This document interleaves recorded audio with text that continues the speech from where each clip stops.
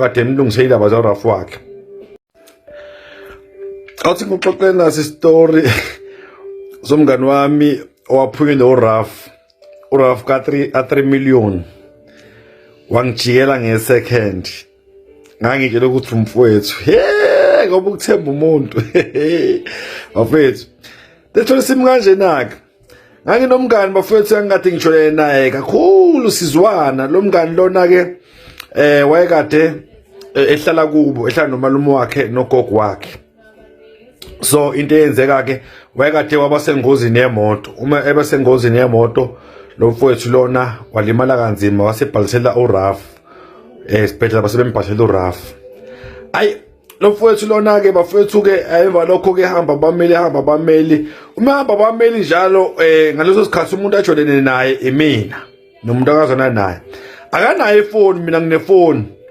Uma hamba bameli ke shuthi ke wayekade naye ifoni esiqala hamba bameli shuthi kugcine ke ifoni yakhe ilahleke.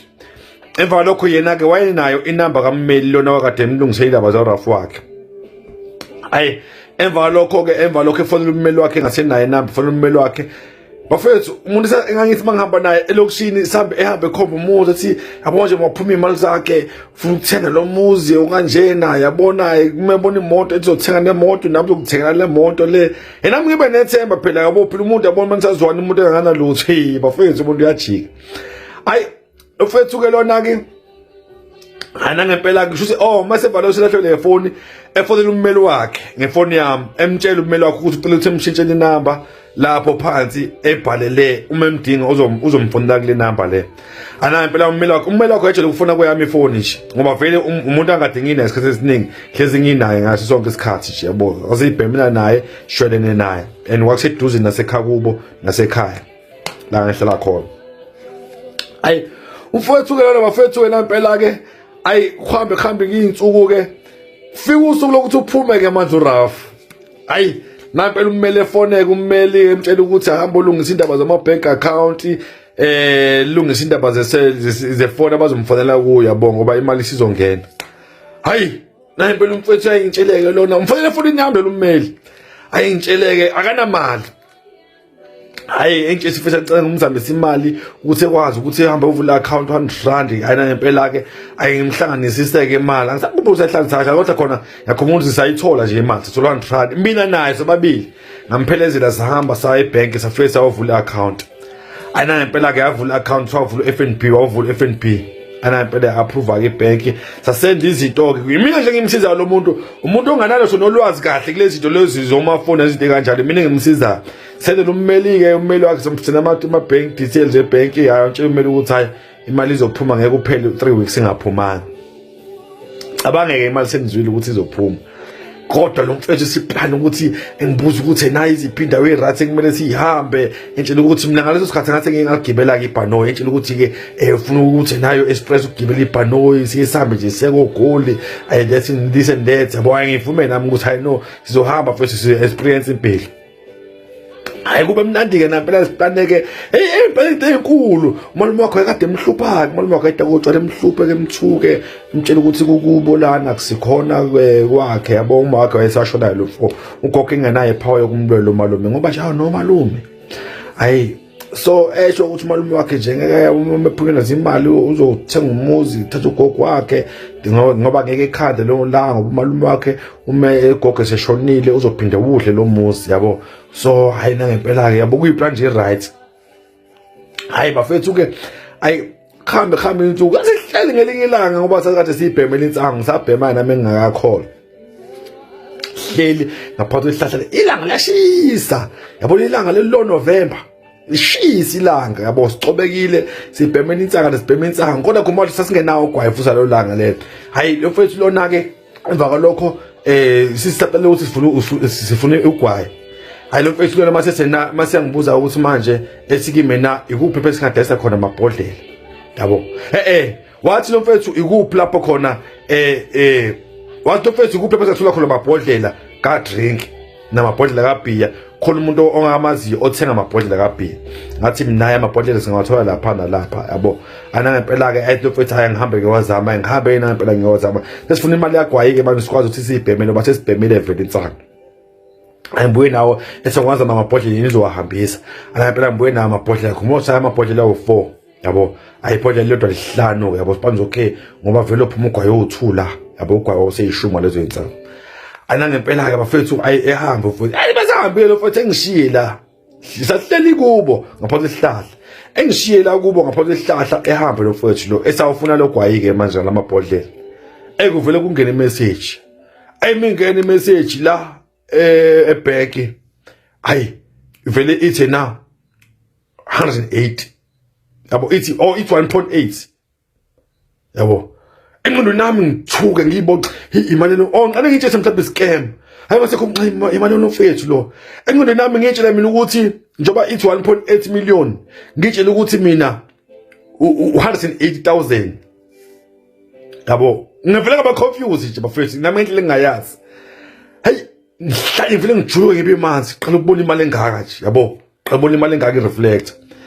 hey lo fethu lona ngivele ngisukume semthami ngimhlabangeze yabo ngimhlabangeze fethu hey mtshele fethu ngibize ngekama sekuvele kwenzeka mfethu into ngeke uzuyikhola yini manje kwenzekaleni yabo hey singenele imali yakho yabo hayi kahle fethu malini yabo la malini fethu mali singenile fethu ngithithi fethu kina 180,000 yabo vele kuhlanye fethu fethu kuhlanye fethu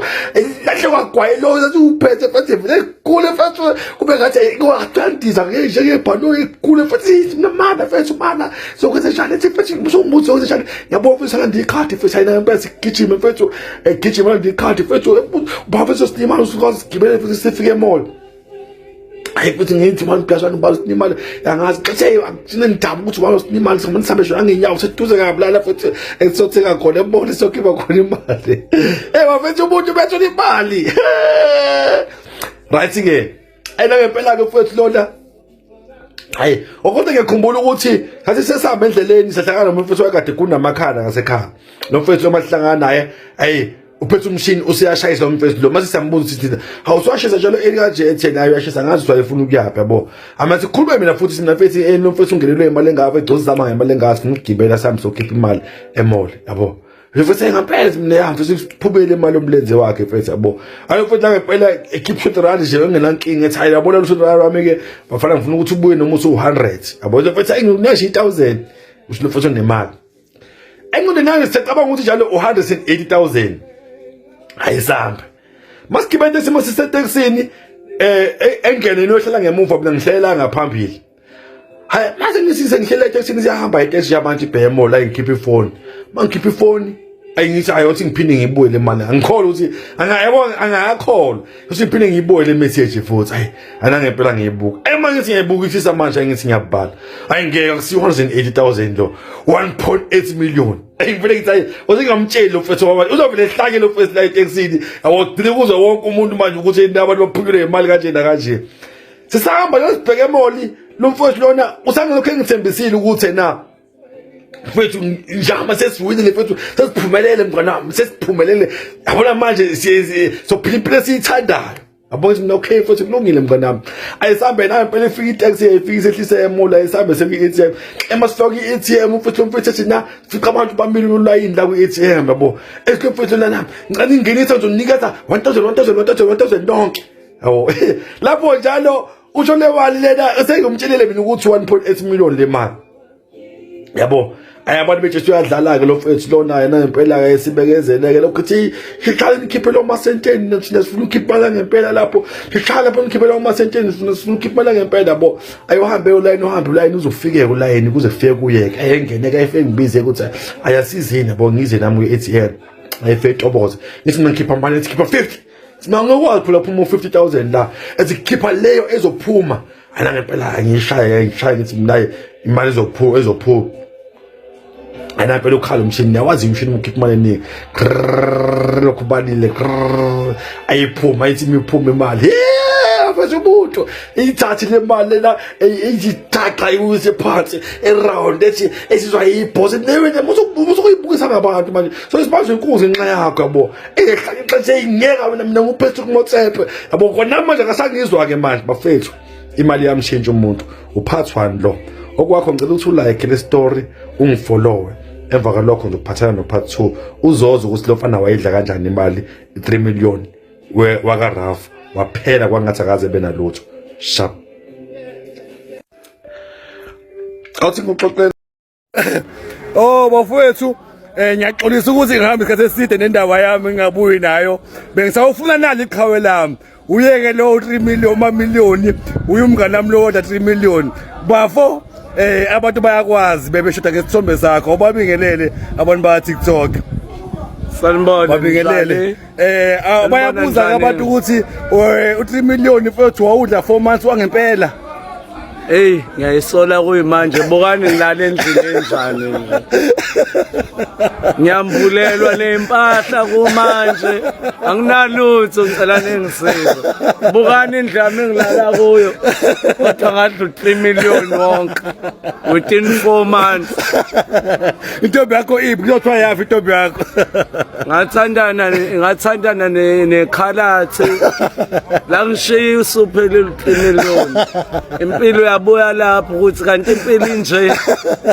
bafethu bayale futhi abazophukela 3 million ukuthi benze njani mfethu uma bephukela 3 million bafethu yabo ukuthi uphunyelwa imali yaka Raf ya ungabi nabangani abasha hamba nalabo abadala nazo ke mfowethu hamba nabo mfowethu ngiyakusola kodwa ukuthi nawe ayitshontshe imali angathi ngiyitshontshe imali yakho bosho ungixothe nje ungwashisa imoto kunivula udlala ngami kuyimanje kunalutho ngangishi anda nangu mamiliyoni bafethu angifakele ucela baba kusiza abantu ngiswenke nje ngoba kukhisimusi kwakhona ngibulelwe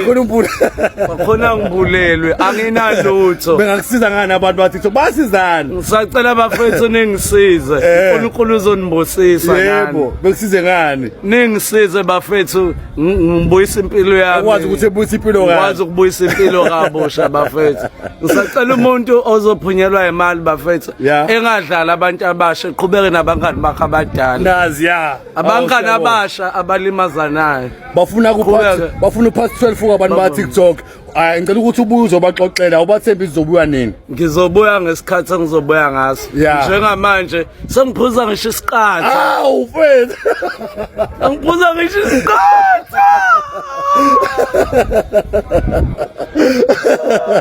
bafuna ukuthi ubaxoxele ngibona ngimuhle nginjena ngibulelwe anginalutho bafethu uyabuya kumamiliyoni oxoxela kahle okwamanje inkinga uyaphuza abantu bathi ngifana nokhuzana mbufuna njani ukhuzana abantu bathi ngifana nokhuzana kodwa awunalutho